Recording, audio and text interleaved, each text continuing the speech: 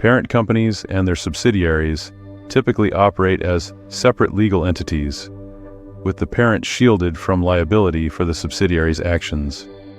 But this protection isn't absolute.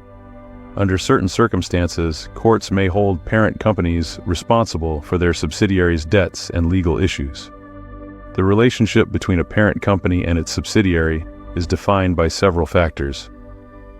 The parent typically owns more than 50% of the subsidiary's stock, giving it controlling interest. Despite this ownership, subsidiaries maintain independence in day-to-day operations and decision-making that affects only the subsidiary itself. Subsidiaries are formed when a parent company acquires controlling interest in another company. This can happen through direct acquisition of shares, creating a new entity, or transferring assets to form a new subsidiary. The process involves choosing a legal structure, filing formation documents with the state, drafting bylaws, capitalizing the subsidiary appropriately, and appointing leadership. Three important characteristics define the parent-subsidiary relationship. First, the subsidiary maintains independence despite the parent's authority.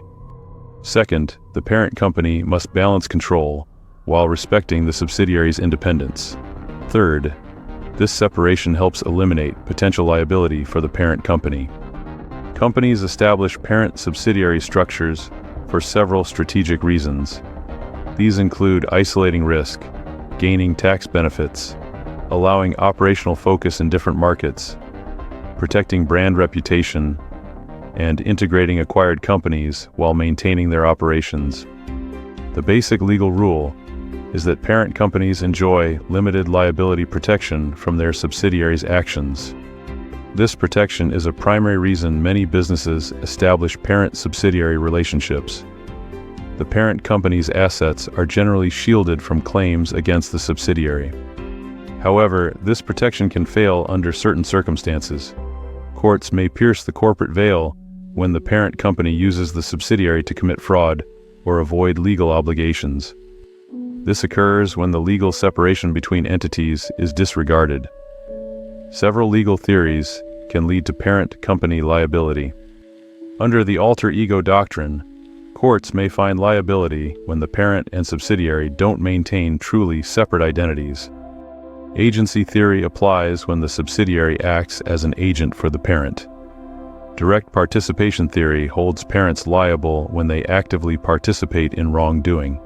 Joint venture liability may apply when the relationship resembles a partnership more than a traditional parent-subsidiary model. Three key concepts courts consider when determining parent liability include whether the businesses function as a single enterprise, if the subsidiary is undercapitalized, and if there's evidence of fraudulent asset transfers between entities.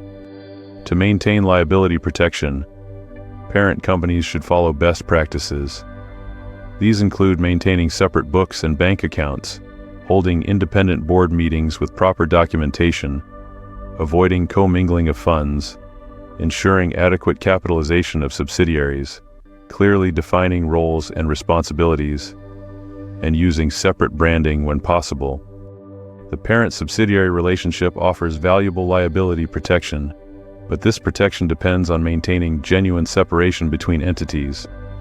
When companies respect corporate formalities and operate subsidiaries as truly independent businesses, they maximize their liability protection while still benefiting from the strategic advantages of the parent-subsidiary structure.